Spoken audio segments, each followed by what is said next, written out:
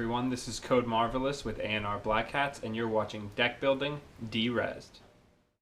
Welcome everyone to episode 4 of Deckbuilding Derezzed. Today we're going to be talking about my favorite identity in Netrunner, Noise, the Hacker Extraordinaire. We're going to be discussing my newest Noise Shop deck. I'm calling it Choir of the Dead. It uses Aesop's Pawnshop and cash-based economy to fuel a run and pressure-based noise that utilizes all of the different Anarch tools to make a flexible noise that can really compete against any corp. For those of you who may or may not know, Noise has been my primary runner for most of the time that I've been playing Netrunner, because thematically I really feel that he fits what I envision when I think of a hacker in Netrunner. Furthermore, Noise is one of the IDs that I started playing, and when I started putting up ideas for him on Netrunner DB, that's where I started to see the most meaningful discussion and interaction with the Netrunner community. So he has a special place in my heart because it's where I kind of made my first entrees into the Netrunner community and the dialogue that's so great about the game on the net. So let's take a look at the cards. I'll go over why everything's in there. I'm also going to link a couple of other really good Noise decks that I think are good starting points for somebody who's maybe first getting introduced to him as an identity. So, if we're going to discuss this deck, we should of course talk about what Noise, the Hacker Extraordinaire's ID ability is. His ability states that whenever you install a virus program, the corp trashes the top card of R&D. So what this means is many of the Anarch and other programs that Noise is going to want to install anyway as part of his strategy also cause the corporation to trash the top card off of R&D and put it face down in archives, which compresses the corporation, has the potential to put agendas in archives, but more importantly than that is always putting some sort of tool critical to the corp strategy into the bin, where they're going to have to use recursion tools to get it back instead of being able to pitch stuff into the trash as they like and recur it with Jackson Howard. They now have to save those Jackson Howards for the things that you milled that they need. So Noise's ability is very potent and continues to be one of, in my opinion, the strongest ID abilities in the game. Certainly one of the strongest abilities in the core set. So let's start with the events. We have 3 Déjà Vus. Is a 2-cost event that says that you can add 1 card or 2 virus cards from your heap to your grip. It synergizes very well with what we're already trying to do. We're playing a lot of viruses, and it enables me to get additional mills using Noise's ability because I can install, instead of installing 3 caches over the course of the game, I can install 9 caches if I use Déjà Vu only for cache. In play, what I use Déjà Vu for is to get back an imp that I used up and then maybe pawn shopped away. But more often than not, what I'm going to do whenever I Déjà Vu is I'm going to get back 1 Parasite and 1 cache. So I have 1 economic card coming back and 1 ice destruction card coming back, which feeds Gravedigger and keeps the corp compressed and keeps them off balance by continually forcing them to install new ice. We have 3 I've Had Worse, which is the 1-cost Anarch event that says draw 3 cards. And it also states that whenever I've Had Worse is trashed by taking net or meat damage, you draw 3 cards.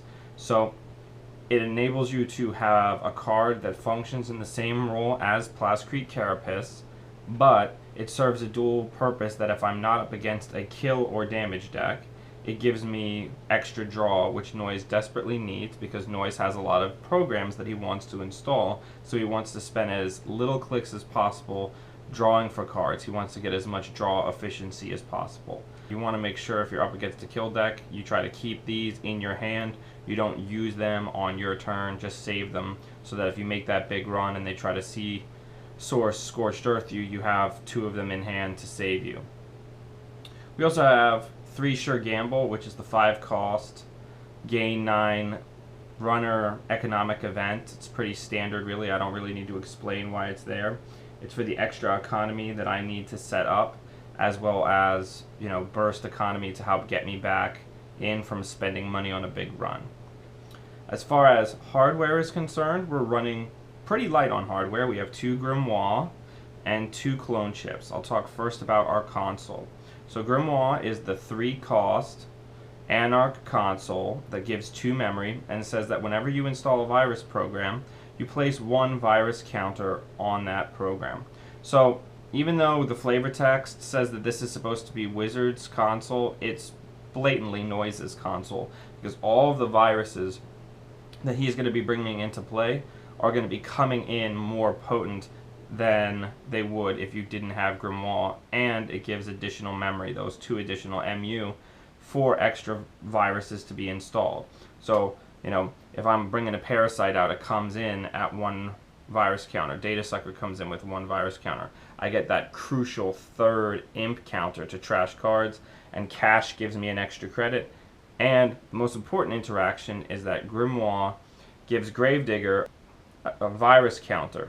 So what that means is in addition to the mill that I will get from installing Gravedigger, it comes in with 1 counter which can be spent to mill the top card of R&D. So Grimoire turns Gravedigger into a 2 mills for 2 clicks card automatically. I love it. Grimoire is one of my favorite consoles in the entire game. I only really need 2 of it because even if I don't see it, it's not the end of the world, and I would rather have the slot that was used for the 3rd Grimoire for other viruses. I have 2 clone chips. These are really kind of my emergency clone chips, as I like to think of them.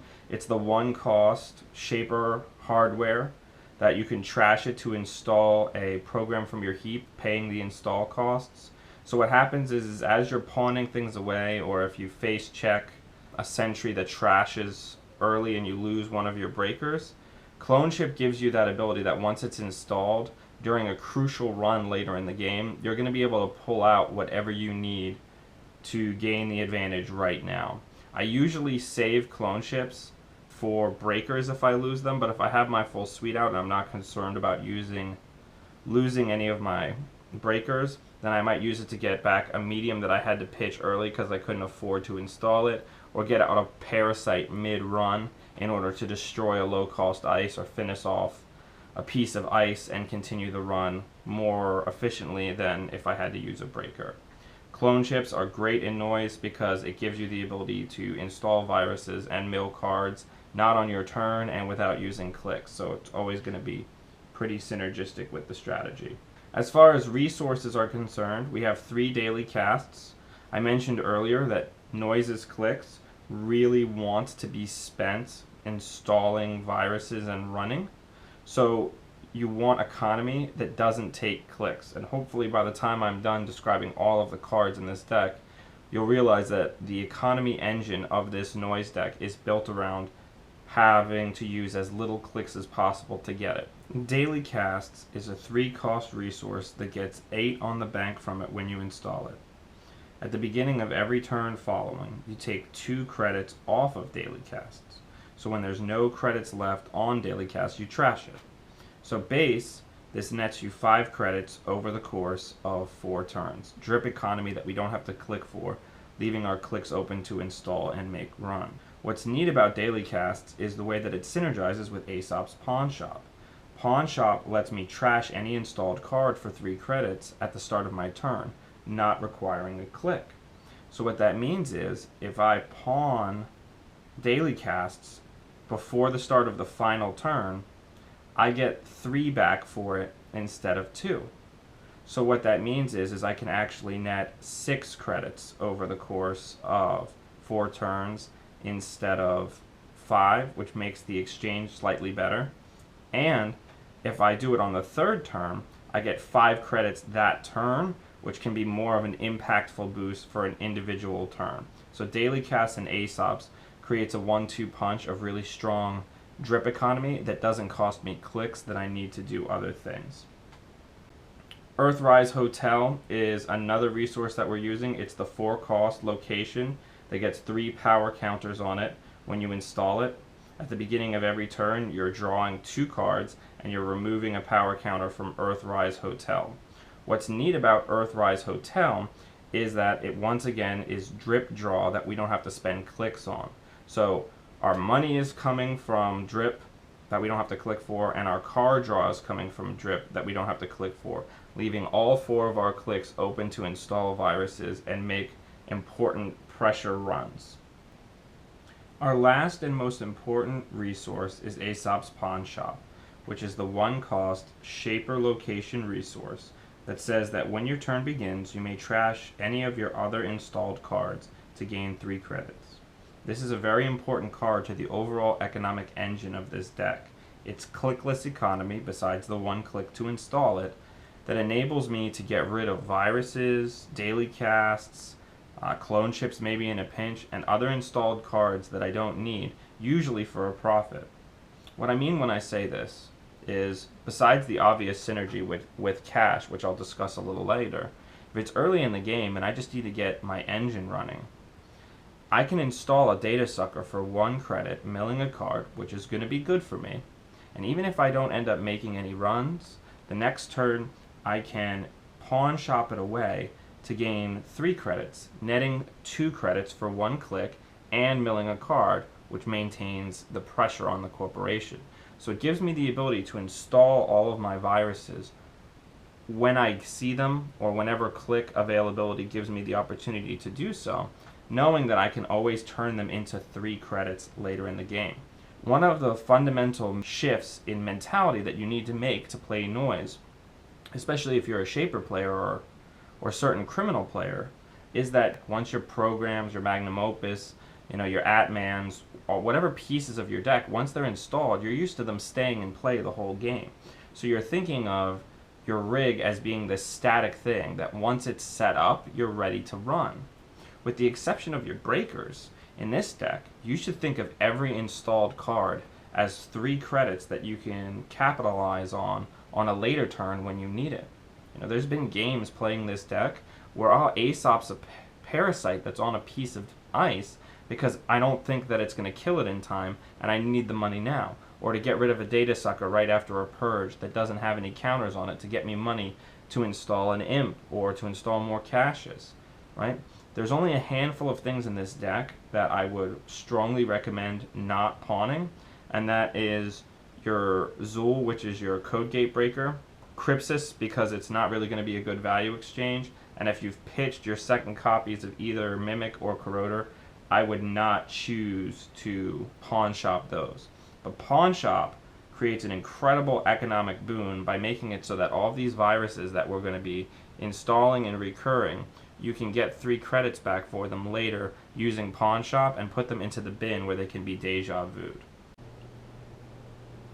Last but certainly not least, we're going to discuss our programs. But before I discuss our utility viruses and why I made the choices that I did there, I'd like to focus on our breaker suite. Many decks, even ones that I've played in the past with Noise, have featured 3 Crypsis or 3 Darwin as their primary breaker, focusing instead on low-cost viruses for mills. The mindset being that Noise doesn't need to run, he can just focus on milling the deck and then gear up for one super run with Crypsis and Stimhack and what have you. I've moved away from that type of strategy to a more run-based Noise that can effectively threaten servers in his own right with traditional breakers, because what that does is when the corporation only sees you having Crypsis or Darwin in play, they breathe that sigh of relief because they know they're not going to get pressured. They know that you're not really going to be pushing them except for insofar as to what you're milling. And especially nowadays with how fast corporations can score, just focusing on milling as your only form of disruption is going to lead to you losing because the corps can win the game faster than they've ever been able to in the past. So in addition to all the pressure you're going to be applying from installing 2 viruses a turn, let's say, you need to have the breakers you need to get past that one piece of ice that's protecting that Adonis campaign or that Eve campaign so you could trash it with Imp. You need to be able to get into those servers on centrals and get those Datasucker tokens to provoke a purge or to see some cards to make them put more ice on their centrals and res it to waste their money so that you could slow down the corp's resources that's going towards scoring so you can create the window that you need to keep milling, which then compresses them even more. But it's for this reason that I picked the breaker suite that I did, so I have the ability to get in anywhere, and you're going to have the money to get in because you're going to be pawning stuff and you're going to be playing cash. So we have 2 Corroders, which is the 2 cost, 2 strength Anarch barrier breaker that pumps and breaks subroutines for 1. It's pretty standard. You're going to have the money to power it. There's no Davids in this deck. because usually you have enough money to get through a curtain wall at least once or twice. We have one ZU.13 Key Master, which is the 1 cost Shaper Decoder that starts at 1 strength and both pumps for 1 credit for 1 strength and breaks for 1 credit per subroutine. I was tired of getting locked out by Lotus Fields. Lotus Fields is a real enemy of noise because it can't be Datasuckered or Parasited. So I didn't want to have to keep using Crypsis every single time I came across a Lotus Field. So I included the Key Master to have a more click efficient way to get through Lotus Fields. And it makes it so that sometimes if you hold it in your hand and you have been parasiting and Datasuckering and they have Lotus Fields and toll booths out, they'll purge and think that whatever they have in their remote is now safe because you don't have any Datasucker tokens. Slapping this down and then making that run, you might be able to steal an agenda because they thought that you couldn't operate without Datasucker tokens, and you can.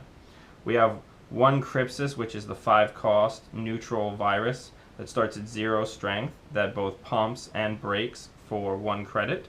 And the only caveat to Crypsis is that it needs a virus counter on it in order to be able to break a piece of ice. If you're playing Grimoire, it comes into play with 1 virus token. Otherwise, you need to spend a click basically powering it up to give it 1 virus token per click. If you ever break a piece of ice without having a virus token on Crypsis, it's trashed after breaking that ice. I call Crypsis my emergency breaker because a lot of times if I lose my other breakers or if I just need to get in right now, Crypsis gives me the tool where I can basically trade the money for a guaranteed successful run. We have 2 Mimics, which is the 3 cost, 3 strength, unboostable Sentry Breaker out of Anarch that breaks Sentry subroutines for 1 credit. If I'm up against Wayland and I see a lot of archers, I'm probably not going to pawn any Datasuckers, and I'm just going to keep running Centrals and farming Datasucker tokens and parasiting ice so that I can always make sure that my sentries are in Mimic range. But Mimic is fantastic if you're playing noise because you're going to be installing the viruses that support it, Parasite and Datasucker, so you're going to be able to get most things down to the range that they need to be in to use Mimic. So now we come to the part that you've all been waiting for, the discussion of my utility viruses and why they're in play and how to use them. I'm going to start with the most important virus to this deck, which is Cash. Cash is a 1 cost criminal virus that gets 3 virus counters on it when you install it. Each one of these virus counters can be removed to gain 1 credit. So base, without any bells and whistles, you're going to be netting 2 credits and milling a card for installing Cash. That's a great value exchange for noise. You're doing what he wants to do, milling a card off the top of R&D and gaining 2 credits. I say 2 because it costs 1 to install and you're getting 3, so you're only netting a profit of 2 credits. But consider, when you couple Cash with Aesop's Pawnshop, which enables me to trash it at the start of my next turn for 3 credits, now you've turned that 1-click mill of a card into 5 credits base because I got the 2 from the virus counters and I got 3 from trashing it the next turn. So now I've just created something that's better than a sure gamble that also mills a card. If I'm playing Grimoire, it comes into play with an additional virus counter on it. So then now I'm netting 3 credits here and 3 credits here, so I'm getting 6 credits and a mill for 1 click spent. It's a great value exchange, and it becomes the economic engine of this deck because you're going to be using Déjà Vus to recur caches, so you're going to be able to play them multiple times throughout the course of the game. In addition to that, we have 3 Imps, which is the 2 cost Anarch virus that gets 2 virus counters on it base. Each of these virus counters can be used once per turn to destroy any card, to trash it, and put it into archives, regardless of whether it has a trash cost or how much it normally would cost. So this is great for saving you money on trashing Sand grids or Eve campaigns or trashing a Scorched Earth that you see off the top of R&D. What I really like about Imp is the way it synergizes with the general strategy here. If I run and there's a Scorched Earth on the top of it, I can install Imp, get the virus mill, get rid of the Scorched Earth, run R&D again, and now trash whatever the top card is with Imp if it's not an agenda that I can steal. So I'm getting a lot of mill efficiency and trashing efficiency out of using Imp. In addition to that, Imp is just tremendous for getting rid of upgrades and saving you money, because they're going to be rezzing asset economy or upgrades, and then you're going to be trashing them for nothing. And when this is all used up, you can turn it into 3 credits with Aesop's, netting you back 1 credit above what you spent to install it. So it enables you to trash stuff for free, and you get to make a profit when you uninstall it.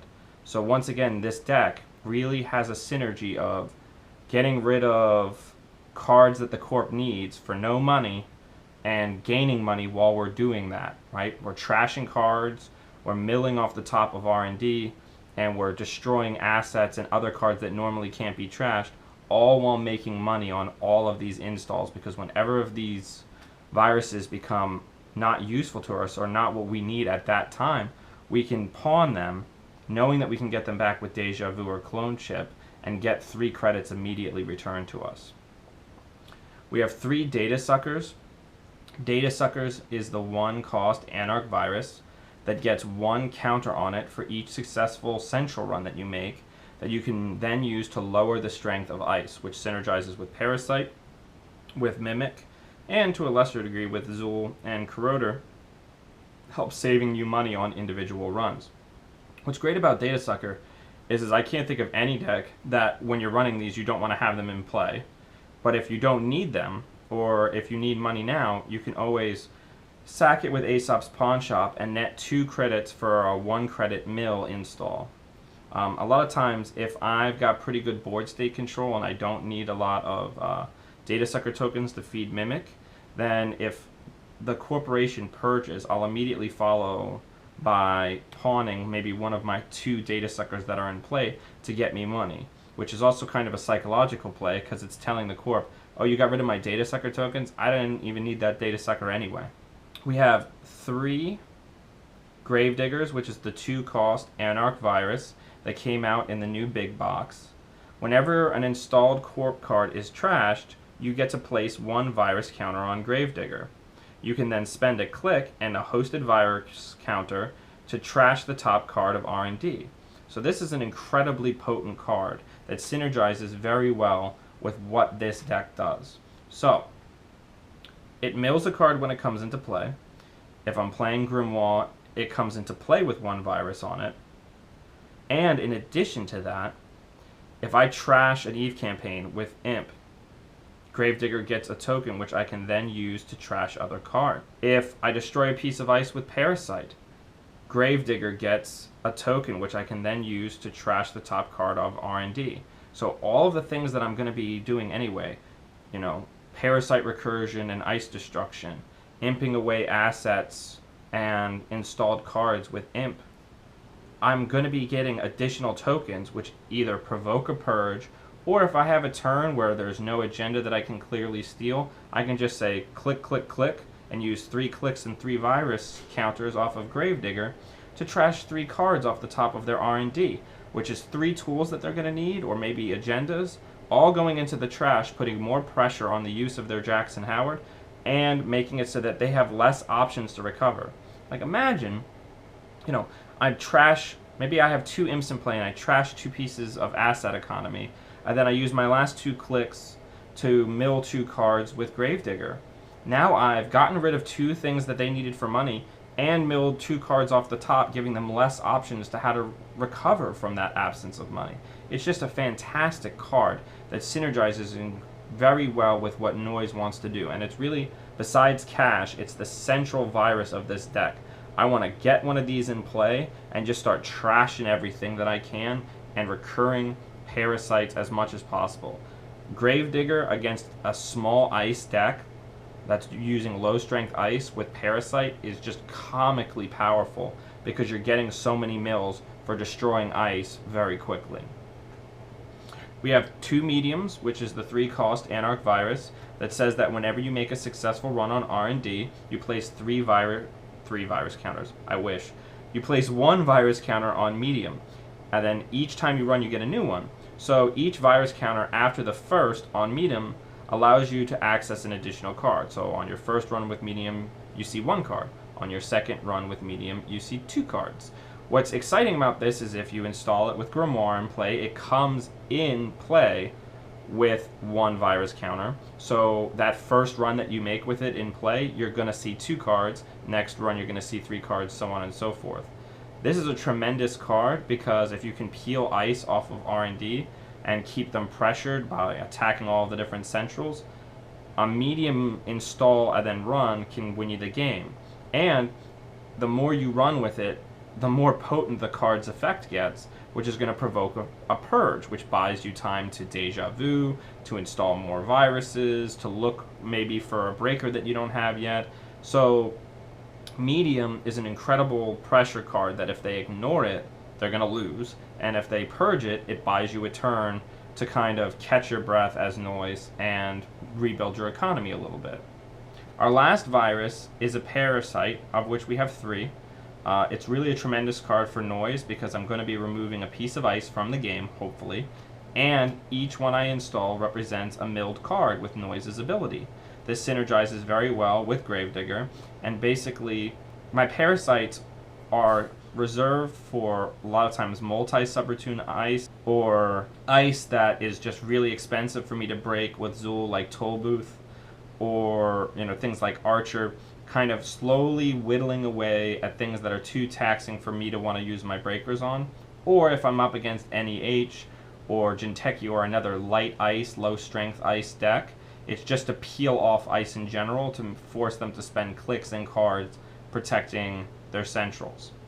But Parasite is tremendous because it enables me to bring stuff down into Mimic range, and it feeds Gravedigger, mills a card, and really compresses the corporation into thinking that purging is a really good idea. Because if they're about to lose that toll booth, they don't want to lose the toll booth and give me another Gravedigger counter, so they might purge to reset the clock, which then, like I have mentioned before with medium, buys me the time I need to recover and really push forward my economy and get ready for bigger runs and install more Parasites, which then increases the pressure. The ultimate goal of a lot of the viruses in this deck is to get so much in play that the corp wants to purge more than they actually can. And so they feel very compressed, they might start making mistakes, and hopefully agendas start piling up in HQ because they can't put it in the remotes. And while you're doing this, you're just putting more of the things that they need in the trash and making it so that if they have to get stuff out of their hand, they're going to be putting it into a remote where it's going to be in danger and accessible by you. So that's the basic deck. I hope you've enjoyed it. It's really one of my favorite decks of all time. Noise has been my favorite runner for a long time. I'm going to be tweaking this and working on this between now and regionals. So I hope you'll try it out and give me your feedback. I really want to turn this thing into a King Kong of milling. But thank you very much. This is CodeMarvelous with A&R Black Hats, and I'll see you next time.